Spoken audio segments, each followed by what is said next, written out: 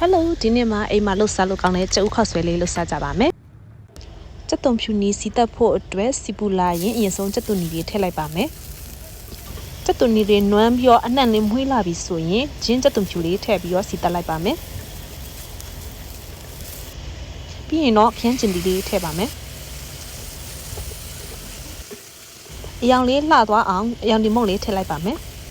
အရသာအတွက်စားနဲ့ပင်ကမြေအကြီးများများလေးထည့်ပြီးတော့ခရမ်းကျင်လေးတွေလိမ့်သွားတဲ့အထိလုံထားလိုက်ပါမယ်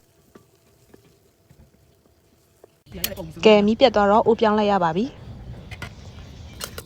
နည်းနည်းလေးပူအောင်ပြန်လုံးပြီးတော့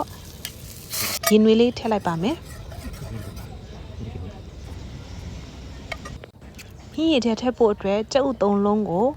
ခောက်ထားလိုက်ပါမယ်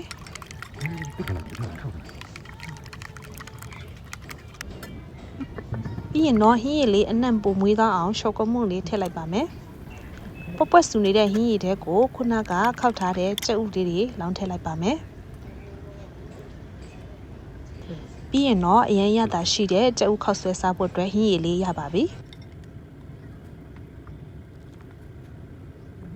ဟင်းရည်လေးပုံမွေးသားအောင်ကြက်သွန်မစ်လေးထည့်ပါမယ်